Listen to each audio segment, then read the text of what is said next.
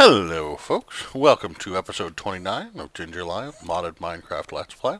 So, if you remember last episode, I'd done a whole bunch of work on trying to find Mystcraft pages for Mystcraft ages that I might like. If you can tell by the state of my power armor, I spent a lot of time and a lot of effort and produced myself quite a lot of Mystcraft pages. In fact, I created, I think, over 1,000 when I was all done. And that allowed me to filter down to this. I now have small biomes, tiled biomes, tiny biomes, single biomes. I have a whole bunch of books, each of which has, gold ore blocks. It has all of the necessary blocks in it. I don't have everything. I'm sure that I don't have everything. But my biomes collection is huge, and that allowed me to find a biome that I was very impressed by. I think it's in the O's. No. But close. So I don't remember what the actual name of it is right now, but I found an oil field biome. I think it was maybe a meadows oil field biome. No. We'll find out when we get there. And I basically made a eternal day, bright age. Let's see if I have all the symbols available here. A desert oil field biome. That was a single biome. I gave it bright lighting, a flat world, with a zenith phase 0 length normal sun. Hold on, folks. I just realized that I didn't cue you into this entire process. So, just a sec. Let me go back to the beginning. And here we are. So when we make a new world, what I added was a desert field biome so that I had a single biome that the world was created of. And the desert oil field will give me lots of oil. That's why I chose it. So I made that a single biome, like I said, so that I only have one biome in the world. Desert oil field, single biome. And just a moment.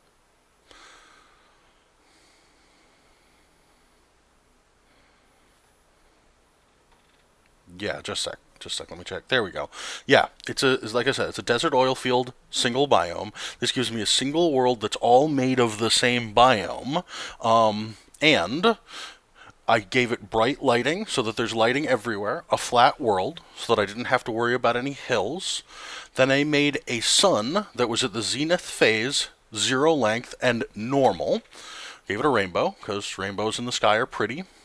I gave it twinkling stars, told it it could make villages and strongholds. I added clear modifiers, just in case I had messed anything up till this point.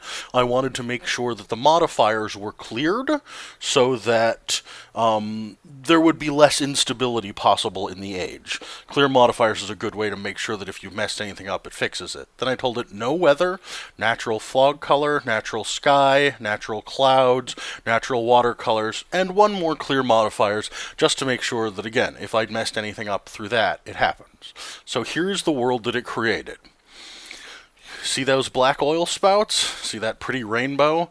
See that sun stuck right in the middle of the sky even though the moon is moving? As you see, we made ourselves a very nice, pretty, bright, stable age with oil spouts everywhere, well lit, and a pretty sky. Now, I told it could make villages and whatnot. So far, I haven't seen it done so.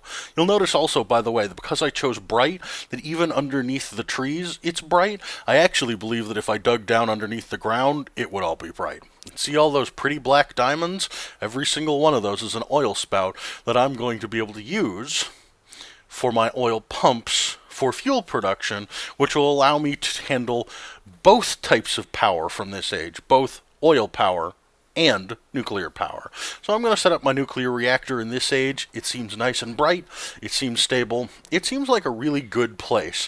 And it allows me to split my power production between oil power and nuclear power, thus giving my base lots of power to work from. Oh, hey, look at these pretty flowers. Yep, see, it even spawns flowers. It spawns just about anything that you would get in a normal surface age, and it's nice and flat, so if I have any, for example, any devices I want to make that move around, they don't have to worry about that. So, a quick trip back to the overworld, and let me just drop this off real quick. I don't need all this extra stuff in my inventory. So, now, we have an age and a place to put our nuclear reactor.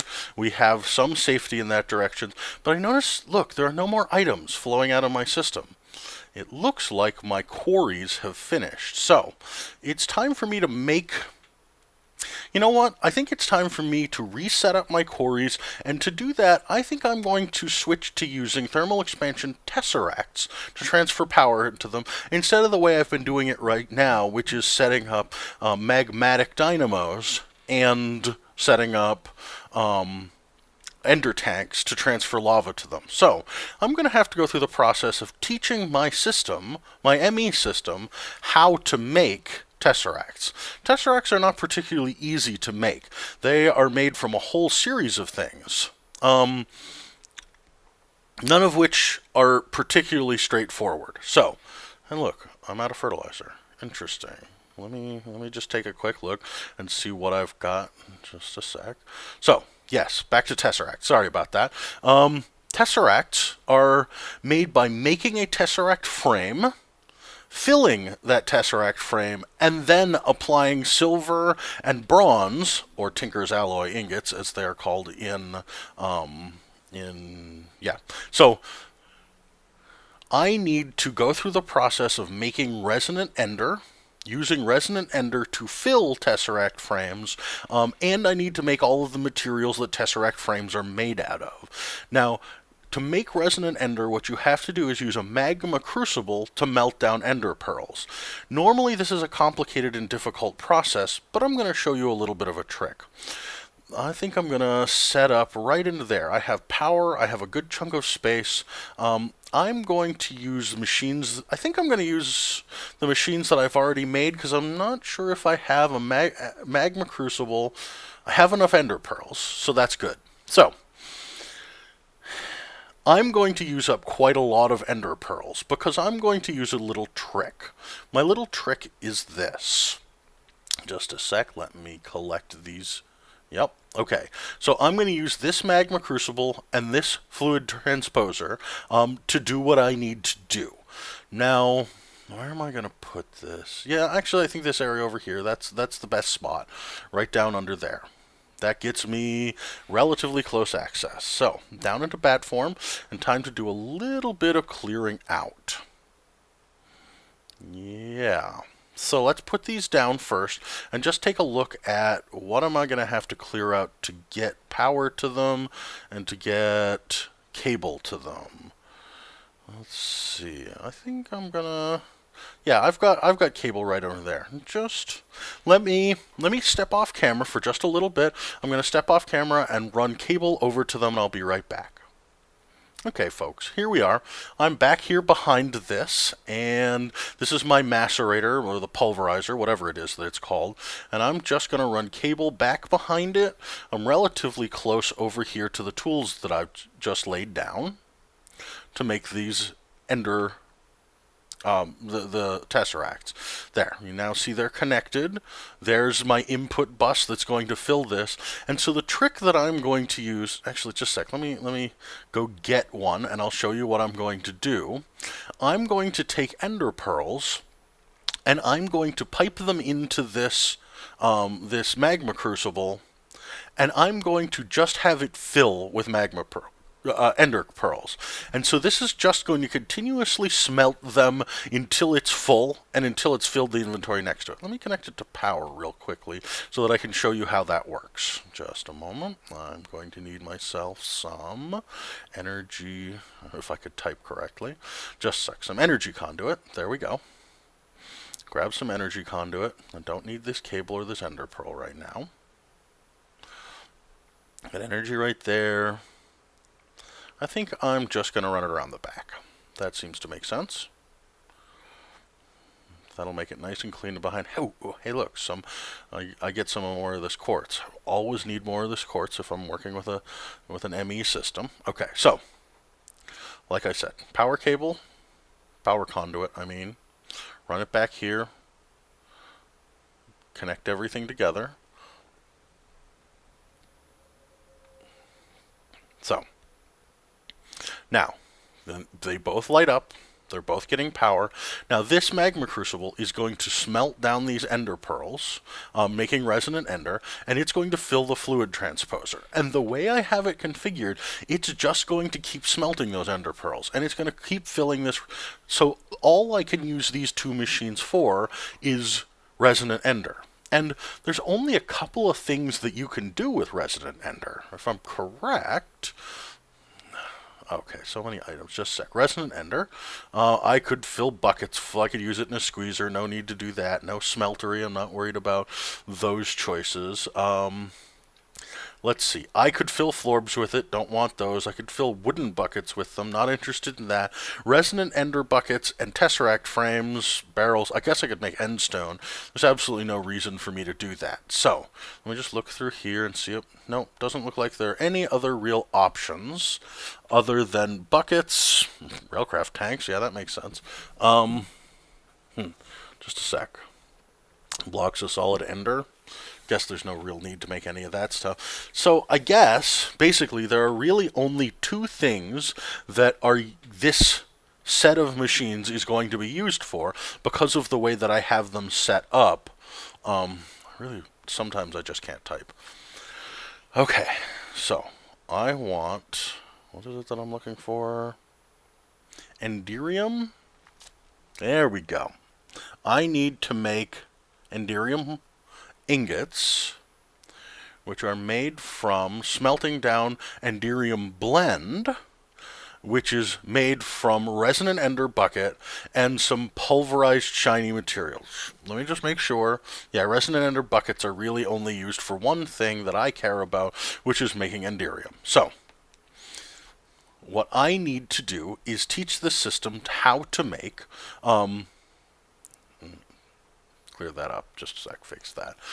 So now, I need to teach this system how to make buckets of resonant ender. Let's see, I probably... Okay, so I run this bucket over here, and I load it in the fluid transposer. What the fluid transposer is going to do is fill it with resonant ender. Now, I've got to go grab myself another bucket, because I need to teach my ME system how to make that. So I'm going to grab another bucket. Only need one. Don't need this stuff. Okay, so come over here and teach the pattern encoder that one empty bucket equals one resonant ender bucket. This isn't always true in all cases, but for this machine that I'm making, it's always going to be true.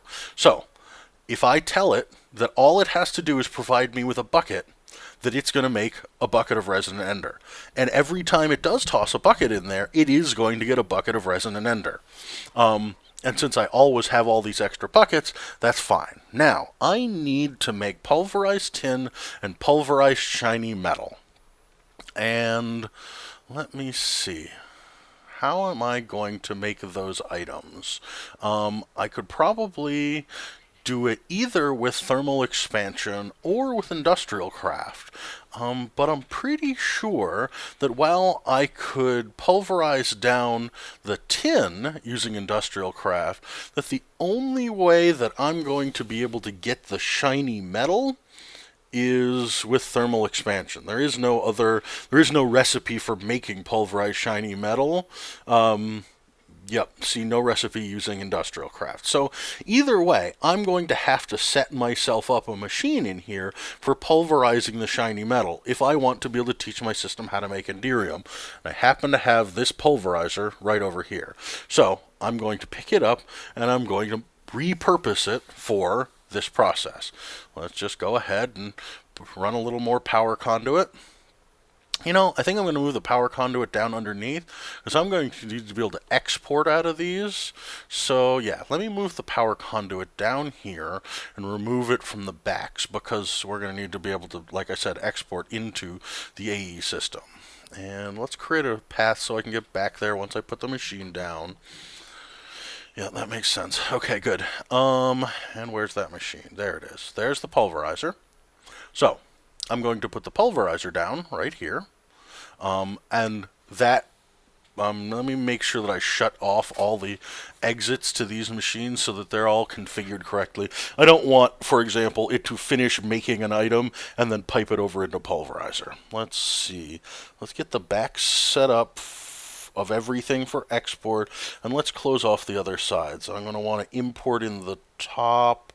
Yeah, import from the top. That way it won't, like I said, accidentally import over there. This is only going to import from the top. I don't need it to export anything. Yep. So I don't need this to export anything. So shift click there, click once for input, click twice for output. That's all set. Now we come over to here, the fluid transposer. Everything should be set up correctly. Good. Now, let me get some buses. Oh, never mind. Let me get an interface. Yeah. An interface will allow me to connect with my new pulverizer. And there. Now, it's connected. Now, I'm going to take a shiny ingot and pulverize it into pulverized shiny metal, and I'm going to do the same thing with tin. And then I need to go get one more ingot of each one of these types. Just a second. Let me come over here and grab one. First, I need some tin. Yeah, there's some tin. Good.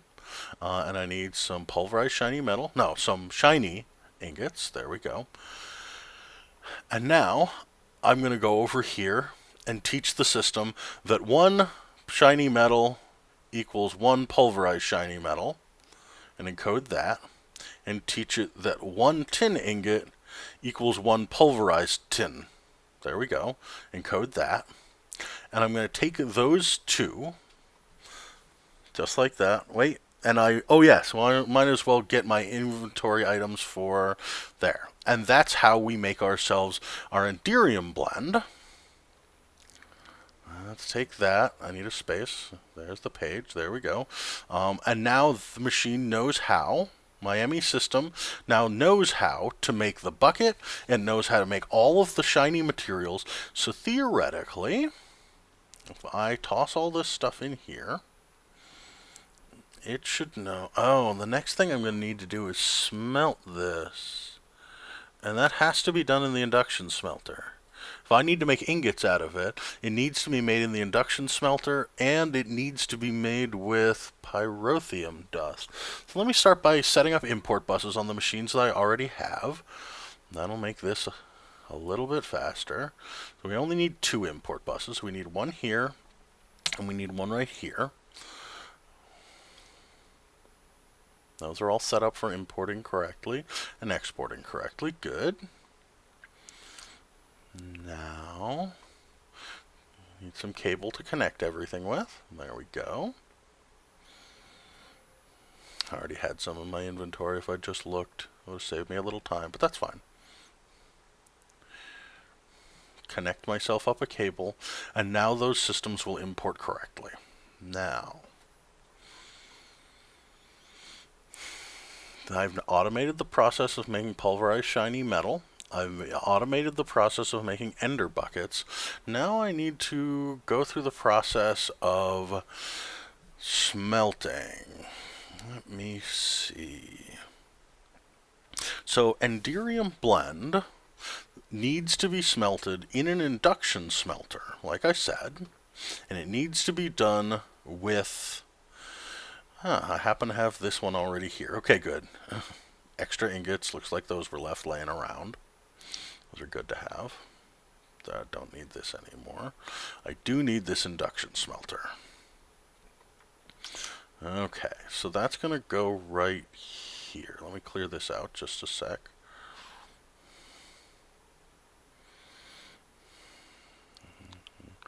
Okay, and I'm going to need another interface. I'm also going to need another bus. Might as well make a bunch of these. I know I'm going to use them over time. This isn't going to be the last machine that I connect to the network, for sure.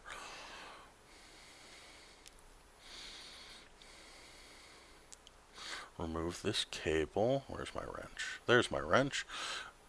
Okay, now, let's pull this cable out of the way and put the interface there. That connects everything still. And I can put that down there.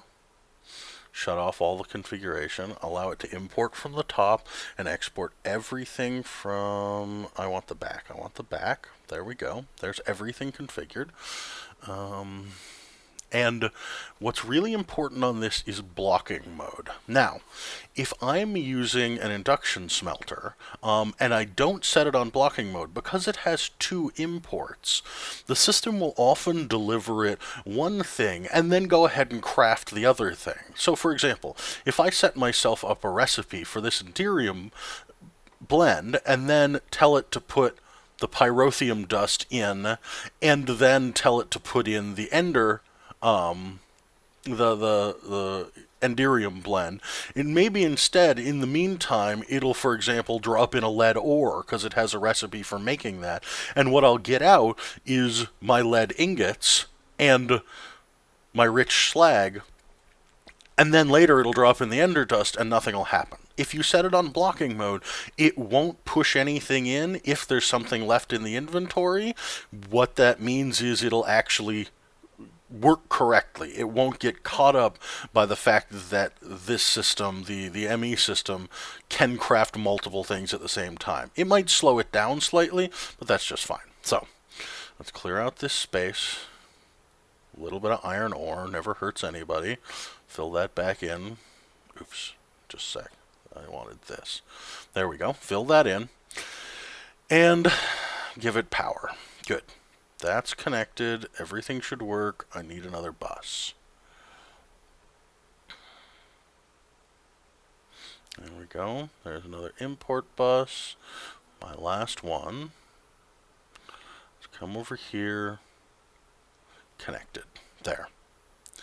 Now, I'm going to need to make the pyrotheum blend, I think. Yeah. How is pyrotheum dust made?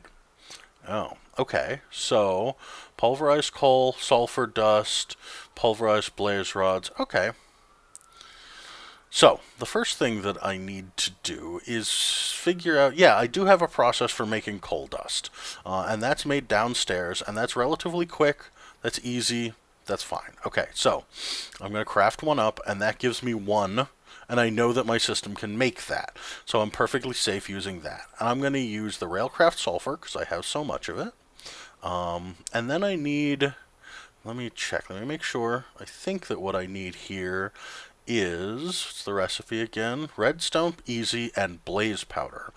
I might as well teach my system how to make blaze powder. Even though I have 18 of it, I'm probably going to end up needing more at some point in time. So, if you wish to pulverize blaze, you can do it by hand for 2, do it in a macerator for 5, or in a pulverizer for 4. I think I'm going to end up using the macerator. That gives me 5 instead of 4. That seems like a better choice.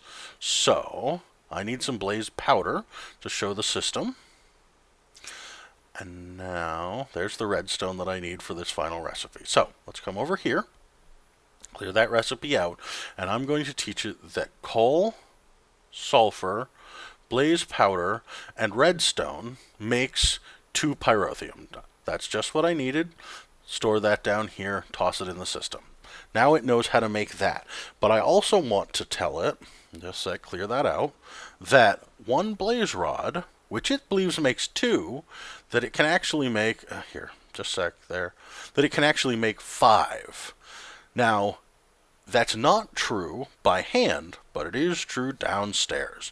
So let me come down here to my macerator, which is right there, and the ME interface above it. I'm going to tell it that that's how it makes blaze powder. Now we'll use the most efficient methodology possible, waste as few blaze rods as possible, and I have a quick and easy way of making them. So, toss all this stuff back in,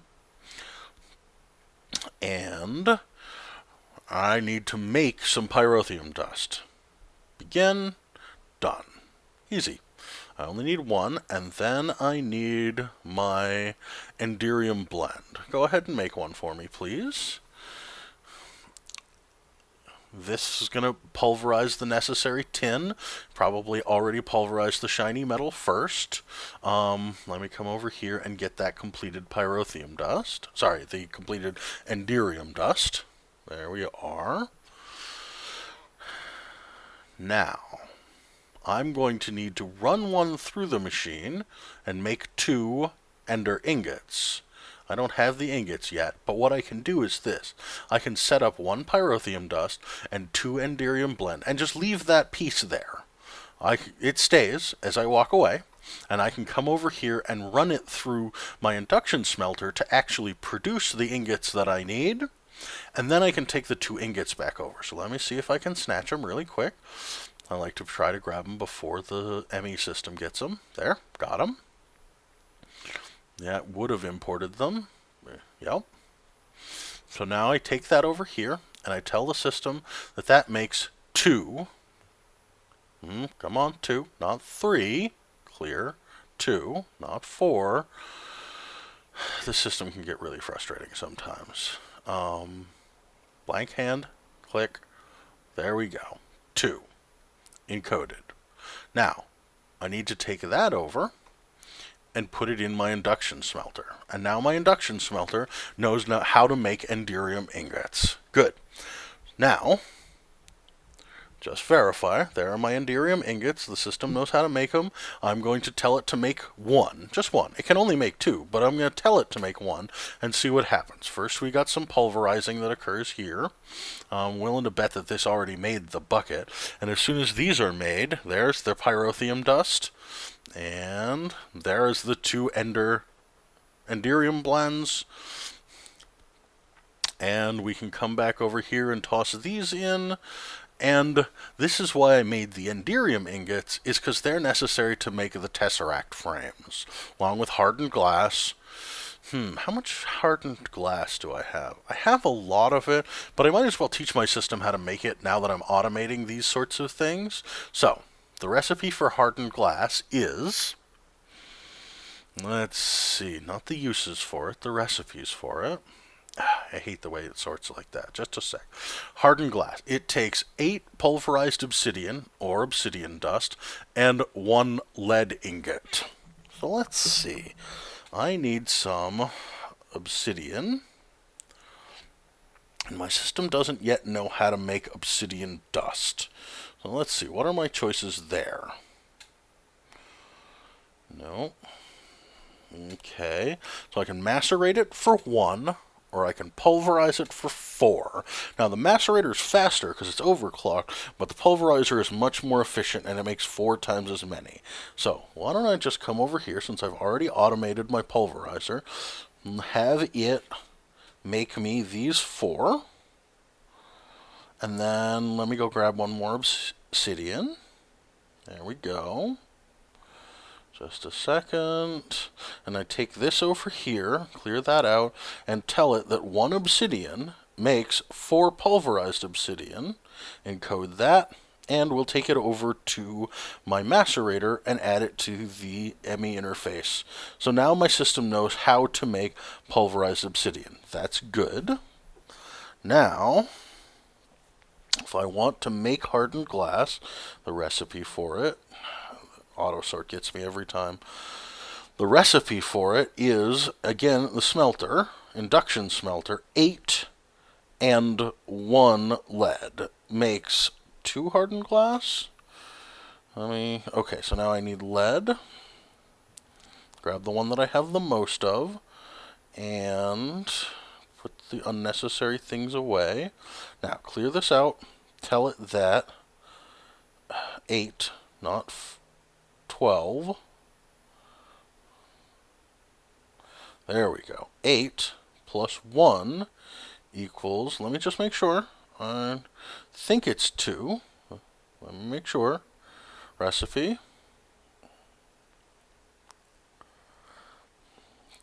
Got caught by that 3 times in a row. Yes, it makes 2. That's what I care about. So let's go ahead and encode that. And we'll take that over to my induction smelter and put it in. I'm probably not going to use this for a long time, as I have 600 of it, having made that manually in large volume, but at least my system knows how to make it now. Now, we need to make the tesseract frame. So this is going to be enderium ingots, hardened glass, and a diamond. Okay. Now, Obviously, I'm going to teach the system how to make this. I could make it by hand, but I want the system to know how. Come on, I can type correctly. Enderium. There's Enderium. I've got hardened glass, and I need a diamond. Remember that I recently taught my system how to make diamonds. If I run out of them, that's a nice thing. So, let's see. Let me look at the recipe one more time to make sure I get it laid out correctly. Yep, okay. Those 4 corners, this in the center, and these 4 on the sides. That makes a tesseract frame. I can toss this in here, and now my system knows how to make tesseract frames. Toss this stuff back in, along with the unnecessary things that I've picked up along the way. Should be done with all of that stuff. Don't even need this book. Okay, or this interface. Cleaned up my inventory. Now, let's go ahead and ask it to craft us a tesseract. Let's make 2. No, just 1. There you go. And it made it extremely quickly. Now, the next step is we need to teach it how to fill a tesseract frame. So, what I'm going to do, the tesseract frame, empty, does need to be filled with Enderium. Molten Ender, I mean. And I've already produced a machine over there that makes lots of Molten Ender. So, let's go ahead and put this in here, and then we'll go fill it and tell the machine that one equals the other. So, this takes a little while. It's a lot of ender that it needs to pump in here, but that's just fine. I've got 10 buckets worth in here, which is actually 50 ender pearls. It's a lot of ender pearls molten sitting here, but that's fine, and there's 50 more in the other machine, I'm sure. So there's 100 ender pearls dedicated to this process alone. But there we are. There is our tesseract frame filled. We'll teach the system that all it has to do is deliver the empty one, and it'll end up filled. That's nice. See, 1 full from 1 empty. Simple as that. And now the full needs to get surrounded by silver ingots and bronze ingots, or tinker's ingots. Do I have any bronze? I don't. Well, I'm going to have to teach the system how to make bronze then. So, let's see. How is bronze made? Just a moment. Let me go back up into my normal form. I always feel weird when I'm not there. So let's see. How is bronze made? What's the recipe for bronze ingots? From Tinker's Construct, sure. That's used to make blocks or... Okay, so bronze, there's no good recipe here for bronze. Okay, so how about I look at the Industrial Craft 2 bronze block, or bronze ingot, there we go. So bronze dust, how do I make bronze dust? There we go. Bronze dust is crushed copper ore, looks like 3 of it. Or pulverized copper, that's good, and crushed tin ore. So it's 3 copper and 1 tin.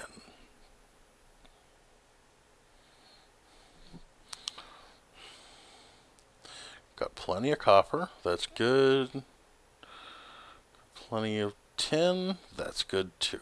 Okay, so now let's go downstairs to my fastest production device, my macerator, and toss these in and see if I can grab them out before they move. Yep, got them both. Okay, good. So now I need an ingot of each type, don't I? No? Okay, let me just make the dust right now. Bronze dust, encode, done. Now the system theoretically knows how to turn the dusts into bronze. And now I need a copper ingot and a tin ingot so that I can teach the system how to use that macerator downstairs. So there we are. Copper dust. Yep. Okay. So clear this out. 1 copper bar equals 1 copper dust. Encode that. 1 tin ingot equals 1 tin dust. We'll encode that, and we'll come downstairs. Now, we'll put these in here. Now the system knows how to make those. That's easy. Good. Tin and copper. That will allow it to make bronze blend, but I don't have any way of smelting it right now. So I know how to make the dust, but I don't know how to turn it into anything. So let's clear this out. And I know how to make the dust, so let's make 10 of it. And that'll pipe it downstairs and run it through the macerator and assemble everything together. Now, I'm going to need a furnace. And at the moment, I can't do this in... Pretty sure I can't do this in my induction smelter over here. I don't have a furnace, so let me just make sure. Let me put it in the induction smelter, see if anything happens. Nothing. If I fill out both, still nothing. No, I'm going to need a vanilla furnace, or I can use this one of these redstone furnaces, and quite frankly, I'm not using this for anything specific, so let me just go make sure. Let me go make sure I don't have a furnace down here. Is this one? No, that's a thermal centrifuge, right? Yeah. No. Canning machine... Compressor, macerator, I just used that. Ore washing plants, geothermal generator. Nope, no furnaces there. So it looks like I'm going to have to grab this redstone furnace. I'm over here and set up one more machine interface and one more power conduit. Yeah. Okay. Just a moment, folks. Grab that interface that I needed. I'm going to need another import bus. Let's go ahead and make one. Come on. You can do it. Or can it? That's taking a long time. Oh, it needs basic processors. And I never really taught it how to make basic processors. I made it how to make the assemblies. And I think I set up an automatic process for smelting these assemblies, but the machine doesn't know how to do that. So let me go ahead, since I'm going to be putting this furnace in the first place, I'm going to teach it how to make them. You'll see that it's sending them in for a manual smelting, but that doesn't help them, the crafting system, when it actually needs a gold processor. So let me grab a processor.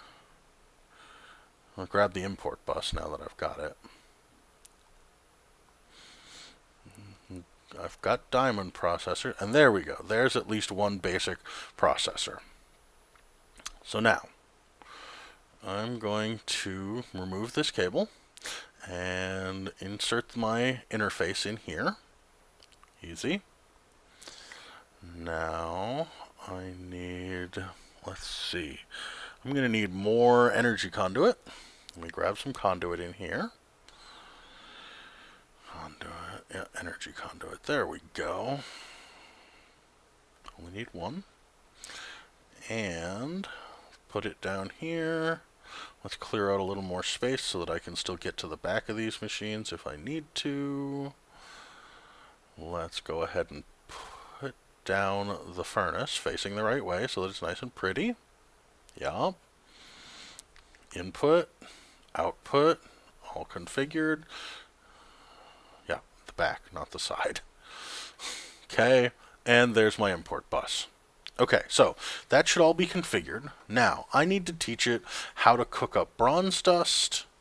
Let's convert one bronze dust into one ingot. Tinker's alloy ingot. Fine, same thing. Now, let's clear this out. One, yeah.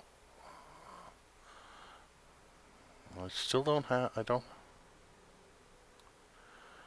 I want to make sure that any recipes that I'm using use the Tinker's Alloy ingot and don't demand a bronze ingot. Because, for example, if one of these machines that's making casings or whatever, let's see, that uses bronze plate, which means that it's got to be the other machine that actually uses the bronze itself. That's copper.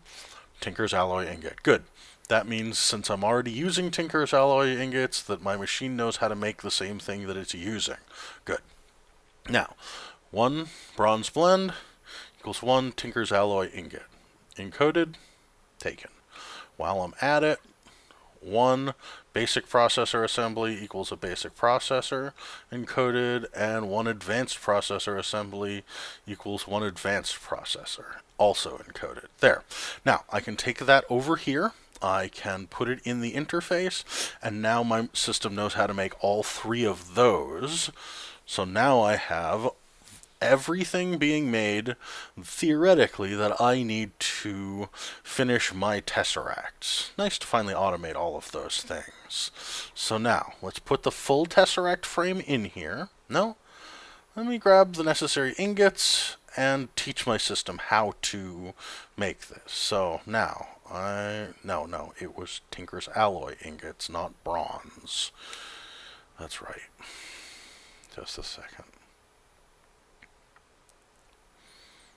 Not, yeah. There, Tinker's Alloy ingots. Now the system knows how to craft those. Good, that makes me happy. And I need silver ingots. Use the ones that I have the most of. Good. And I could just throw it in here, like I said, but I'd prefer to teach the system. So, now, let's see, is this right? Sides, edges, encoded. There.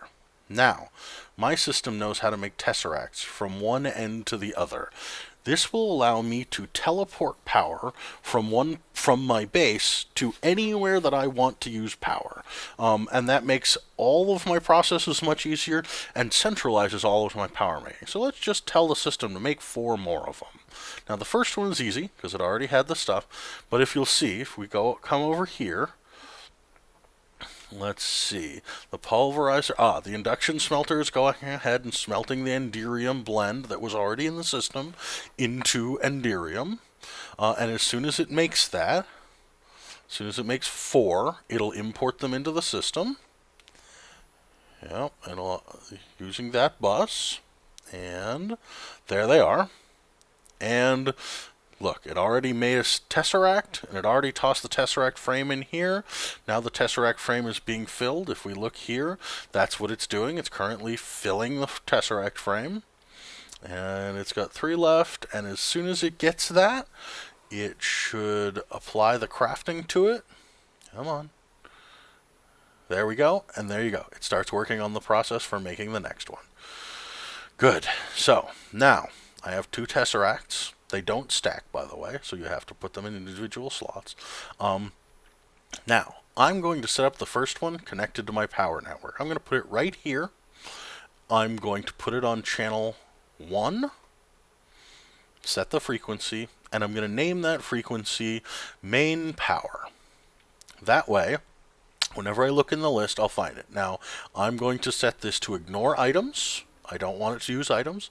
I'm going to set it to ignore fluids, and I'm going to set it to send power, because that's all I want it to do. Now I'm going to turn off this so it doesn't ever get toggled off on accident and leave it on public access. There. We now have power being sent out of my base wirelessly to be received wherever it is that I might want it or need it. Good. Now, let me see. Is it finished? It's finished 1 more Tesseract. That should be enough for what I really wanted to do with this stuff. Is the next one going to get finished? It's still in the process of crafting the Enderium. Okay. There's 2. And just waiting a little longer.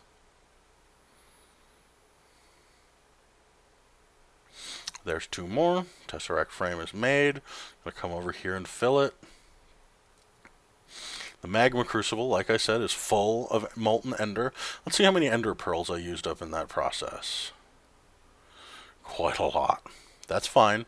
The truth is, it's not going to use up a whole bunch more. It's just going to leave this full of yeah, this is the total. I think this is going to end up being 100. Plus, there's going to be 16 sitting there. But it's only going to use them when I ask it to make tesseracts or other similar things that use Enderium or Enderium blend. There we go. There are the tesseracts that I needed. Now, if I'm going to go setting up quarries, I'm going to need fences. And I've never taught my system how to make fences? That seems silly. That sorting thing, it got me again. So fences are just made out of sticks. So let me grab some sticks. And I'll go teach the system how to make fences.